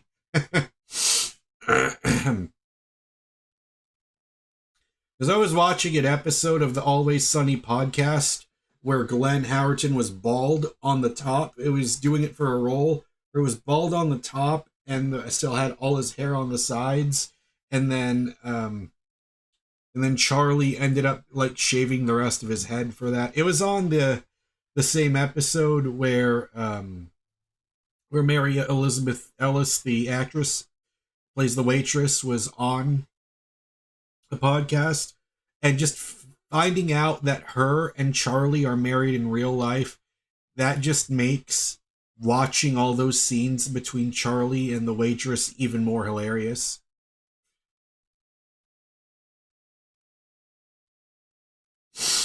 Well, it's funny, Rumham, because Neil Druckmann created Joel. So well, we can disagree on that, but he created the whole thing. So if it wasn't for Neil Druckmann, we would never have The Last of Us at all. So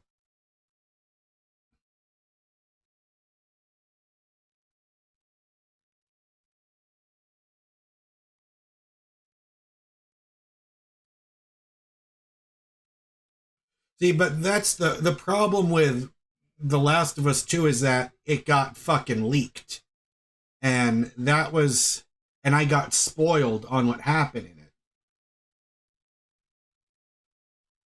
No, it wasn't pushed, Dan, and they wanted to do it.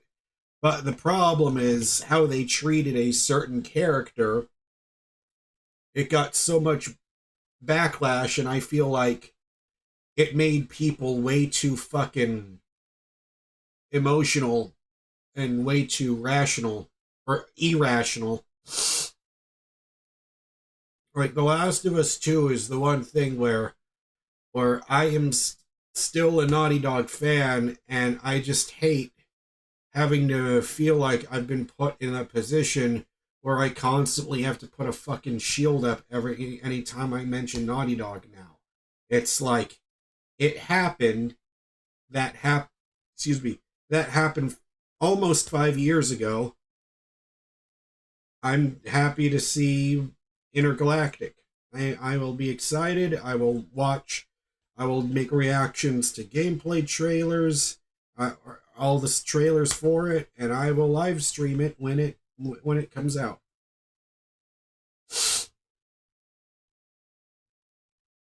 But it will be very. I will be very interested to see how the fuck the audience for the TV show is going to react if they don't know.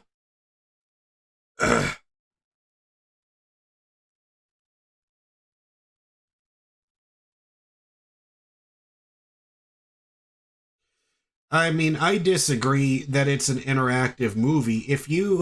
I would say that like games like Heavy Rain, Beyond Two Souls, and Detroit Become Human, those are interactive movies.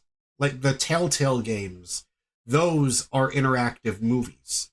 Like the fact that someone would call a game made by Naughty Dog an interactive movie, to me, like I call it you might call it an interactive movie. I call it a video game with an amazing story.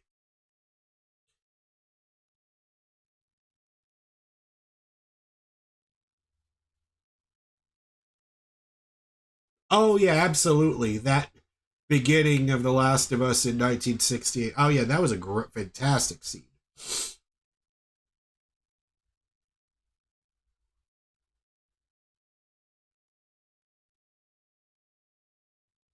But what I'm really curious on is, and I'm saying this as a person who has never watched Game of Thrones, I wonder if it's going to ever eventually go in a direction where, because by all accounts, it looks like season 2 of The Last of Us is going to be huge.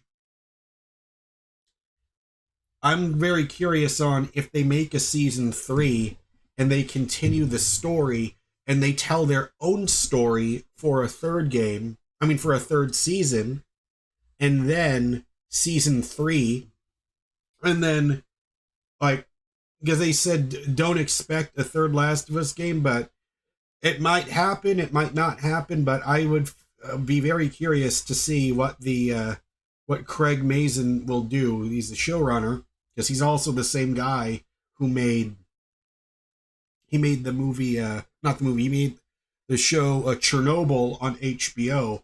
I will be very curious as to where they take that direction. If they decide to do a third season, and now all of a sudden it's all up to them now to continue the story, I think that would be pretty fascinating.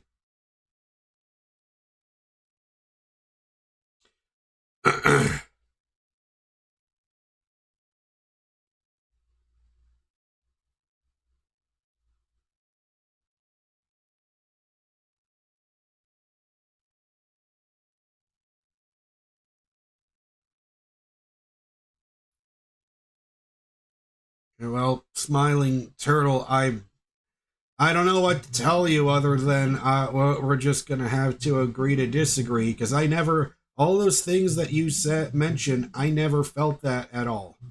I never felt like the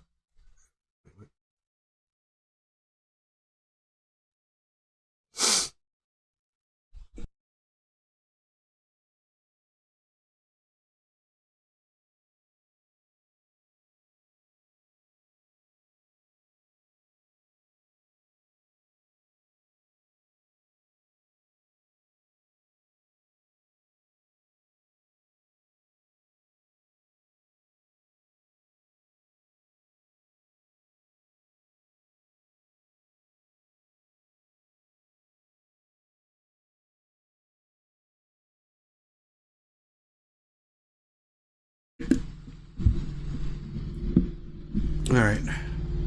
Have I seen Breaking Bad? Oh yeah, of course I have. Breaking Bad was the very first TV series I ever binge watched, where I was watching it in 2013, watched all 5 seasons until like this, and then was able to watch the second half live on TV on AMC as it aired. But yeah, Breaking Bad is still, one of the all-time greatest TV shows ever. There's never going to be any arguing against that from me.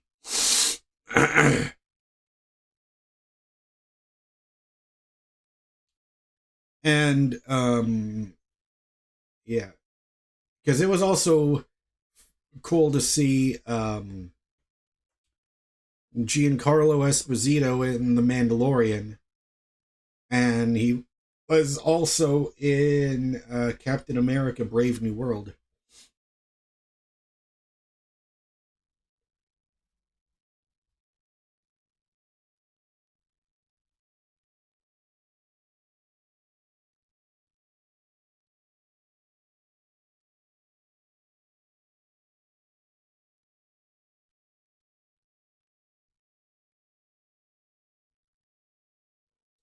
Breaking Bad gave you mild anxiety? Oh yeah. Yeah, I totally get that.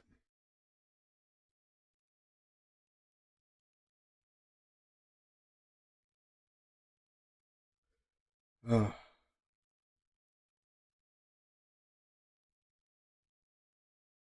you worry all the memes will destroy the mood. Well, I think, well, it's funny because I'm not a person that just looks up memes. So your ninth grade teacher turned you on to it and said it was more educational than anything you'd learn in this class. that's a good that's a good teacher right there.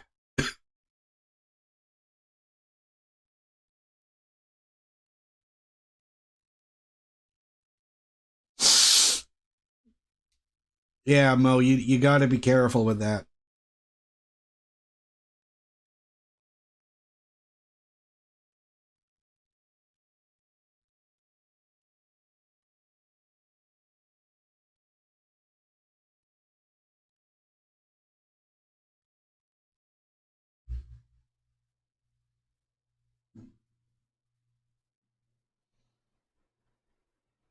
Yeah, well, Mo, you better go to the doctor or something to get that taken care of.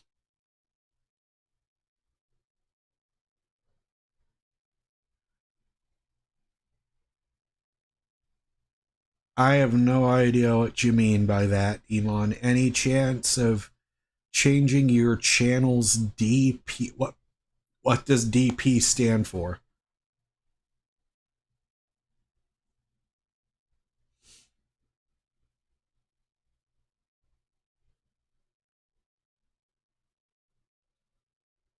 Oh, well, that's the thing. Is that picture was a photo of me in 2012 trying to make a stupid face, and I haven't changed it ever since.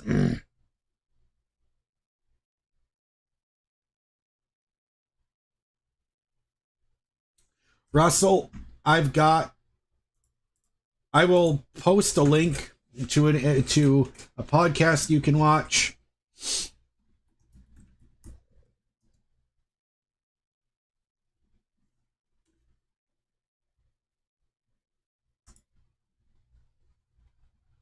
$75 to 90% of every person. Here you go.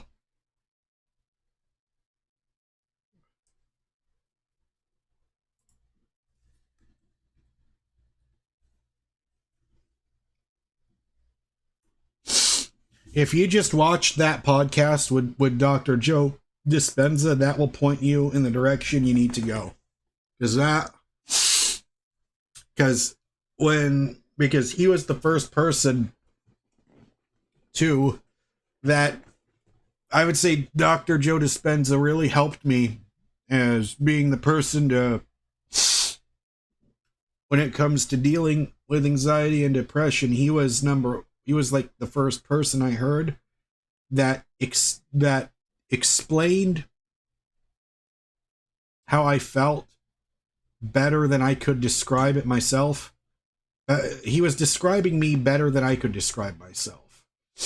The first time I heard anything with him in it, and that was in 2022, and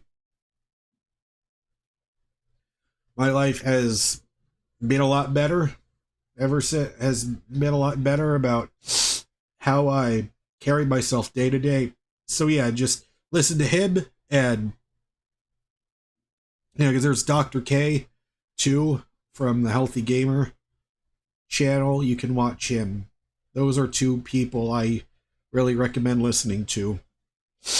Yeah, I'm not really planning on playing any games right now, but I did mention if we get... He mentioned if we... Oh, God. My allergies are getting bad. Ah. Ah.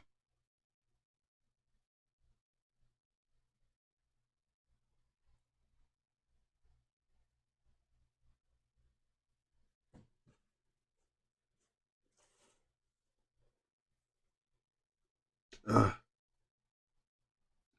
Ah. Ah. Ah. Ah.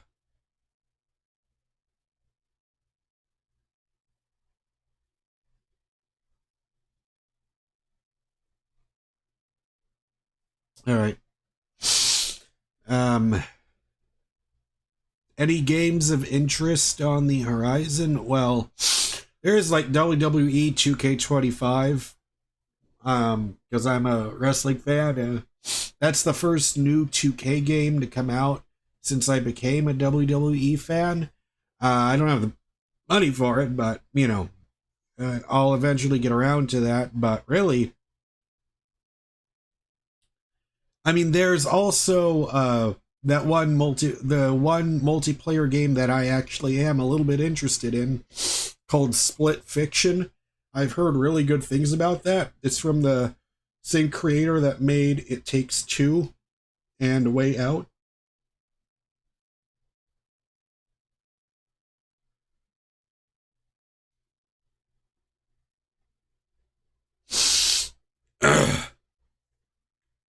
Like, that is like the highest reviewed game of the year so far. Like, I heard that game has like a 91. Smiling Turtle, I've mentioned this before in the show, but if you've got Hulu or Disney Plus, I highly recommend watching It's Always Sunny in Philadelphia. Like, it is one of the funniest shows of all time. I recommend it.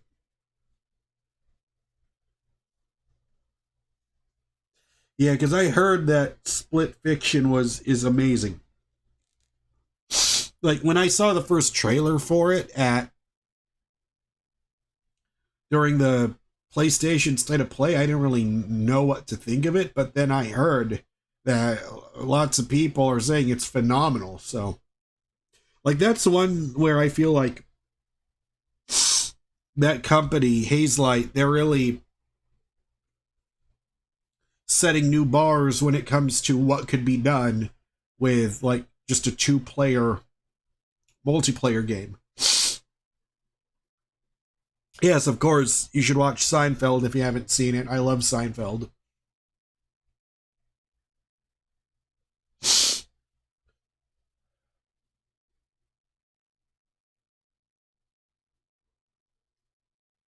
And also, Smiling Turtle, I don't know if you're really a big fan of comedy or not, but one of my favorite comedians is Andrew Schultz. He has a special on YouTube that's out, and he is hilarious.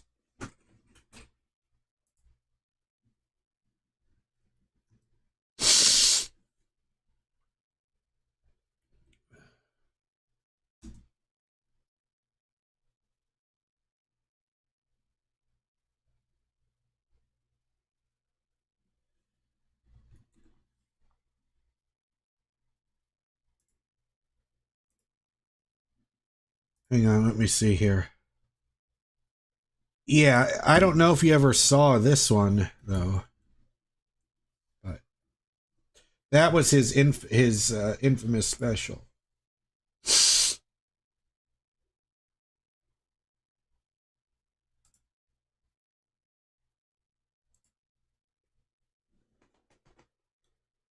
Yeah, I just posted a link in the chat room to his last comedy special, but he's got a new one on Netflix. It's called Andrew Schultz Life, which I haven't seen yet, but I know I'm gonna like it.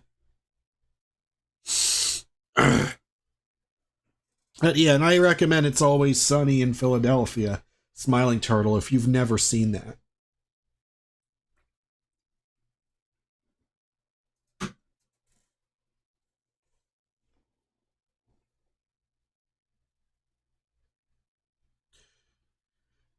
Well, guys, my allergies are really kicking my ass right now. So I'm glad I was able to come here and actually get off my lazy ass and do a live stream. So I'm going to edit here because my nose can't handle this shit anymore, but probably like maybe it's just a lot of dust around here or something. I wouldn't doubt it, but